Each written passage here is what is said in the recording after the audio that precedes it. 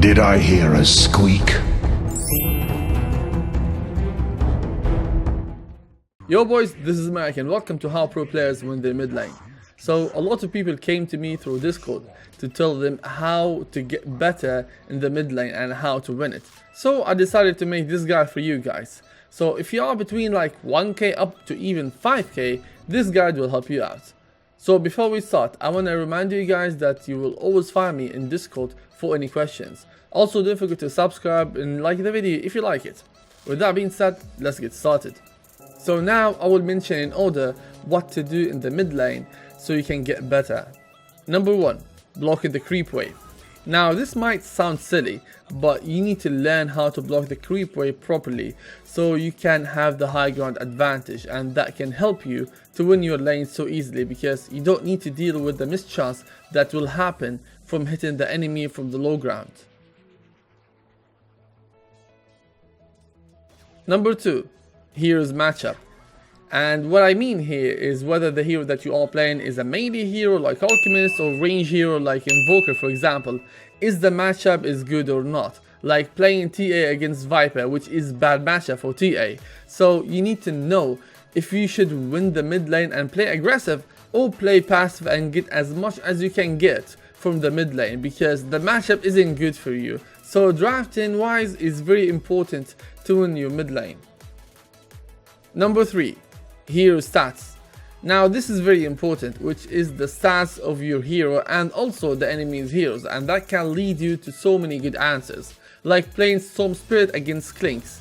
Now I know Storm Spirit is a semi-range hero, which means he doesn't have that great range for his auto attack, but I know that you start with 5 armor, unlike other heroes, so I consider my armor along with my enemy armor and their spells as well, and figure out if the Trajan right clicks can benefit me more or not. So you need to know at least how much armor and spell damage that every single hero in the current meta can deal to you, so you can know if it's a good trade or not. Number 4, aggroing the creeps. Now this is a small trick will help you in every single lane, not only mid lane, which is when you see the enemy creep are low and you know that the enemy will contest on denying that creep, you can basically draw the creep aggro by staying in 500 range and A-clicking or right-clicking the enemy and walk back. So you can draw the creep aggro, and also that low HP creep will be out of the enemy deny range. So you can last hit it, and that will be the best thing that you can have in the mid lane, and also that can win you the CS battle. Number 5, practicing CS. This might sound so easy, but it's more like outplaying. Now first of all, you need to practice taking CS every day at least for 15 minutes to warm up before every game. The second thing, that it's not about taking CS and denying the creeps only, it's more like reading the enemy moves. So you can time taking CS perfectly when the enemy is trying to deny the creeps, so you know that the enemy will deny it or sabotage with your CS. Now I have one important rule, which is never try to deny the creep overtaking the CS unless the enemy creep is a range creep, because range creep give the enemy more XP. If you deny that from the enemy, that would be perfect. But if you have one low creep and the enemy have a low creep as well, don't go for the deny and take the CS only. If it's possible to sabotage with the deny, you can do it, but always try to take the CS over denying the creeps. And remember, you can even toggle your Ring of Aquila or Basilisk, so you can give the creep wave more armor when the enemy are trying to take the CS, so you can sabotage with their CS as well. Number 6, trading right clicks. Now trading right clicks or harassing the enemy can be done in the laning phase by applying some technique, which are last hit with your skills and harass the enemy, because the enemy will try to deny the creep, so there's a chance to land all like 1 or 2 right clicks on the enemy. Harass the enemy after the creep aggro. Now there's a small window where you can harass the enemy without drawing the creep aggro, which is exactly after you aggro the creep and de-aggro it by A-clicking your creep. So after you do that, you have 3 seconds to harass the enemy where the creep won't hit you, because there's a 3 seconds cooldown after you aggro the creep. Harass the enemy while you are in the high ground, and that can give you the high ground advantage, where if the enemy is trading hits from the low ground, there's a possible that he will get a missed chance, so that's your advantage. Harass the enemy with your skills or right clicks while they are under the tower. Now this can be done with the heroes that can harass with their skills like Necro or even Queen of Pain. When you try to contest the enemy on denying the creeps, especially if the creep wave is big, and also to harass him with your spells while he's approaching for a CS. And with heroes like Viper, Clinks, you can harass the enemy without drawing the creep aggro or even the tower aggro, and that would be great. But if you don't have that kind of heroes, make sure that the tower is hitting your creep, then hit the enemy and de-aggro the tower by A-clicking the creeps, because if you right-click the enemy more than once, you will take damage from the tower and the tower will aggro you. So make sure that you will always, after hitting the enemy, you will just de-aggro the enemy by A-clicking your creeps as soon as possible. Harass the enemy when they turn back, and that basically means when the enemy turns back from taking a CS or after they are trying to harass you, there's that turn rate that can allow you to land some couple of right clicks to the enemy, because they turn back and they will walk away from you or maybe just walk back a little bit. So that can allow you to land at least 1 or 2 right clicks.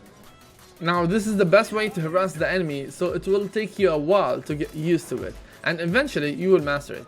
Number 7. Bind region. Now winning mid is about 2 things: bind region and bind items that can win you the early game. So if you are out of region and you don't want to buy more salve or tanks or even mangoes, that will lose you the game.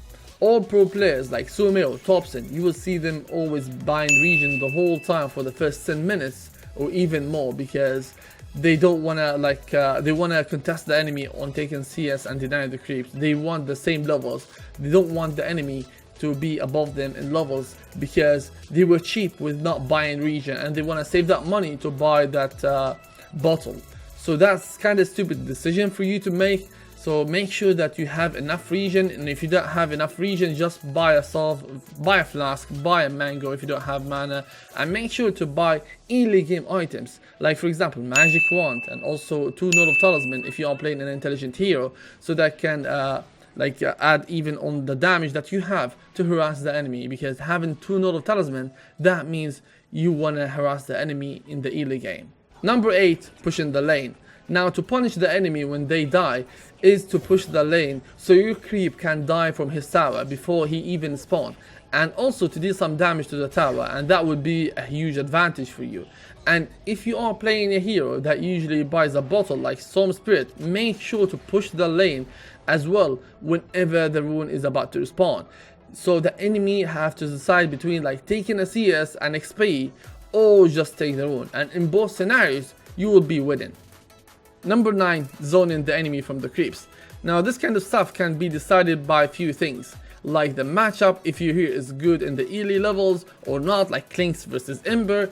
Clinks can easily zone him out in the early first like 2 or 3 levels, so you'll have a huge advantage, and also by outplaying the enemy in the first couple of creep waves that can make you win the game so hard. So make sure that the enemy will always stay out of the creep range XP, or at least to not have a single CS, because you won the matchup and you harass them so well.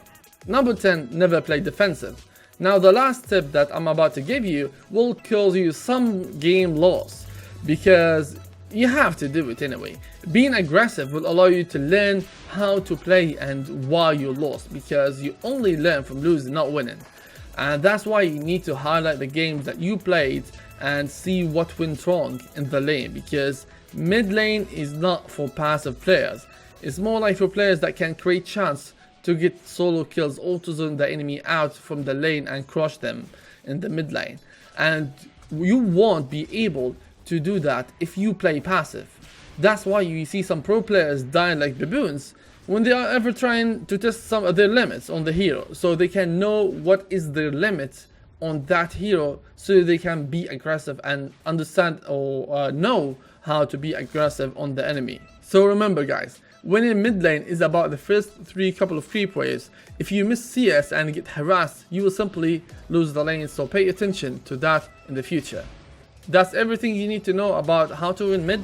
I hope you guys liked the guide, and if you did, like and share this video with your baboon friend so they can learn how to play mid. And also subscribe for more videos and check out my Twitch, Twitter and Discord to know when I'm gonna release the new video or just to chat.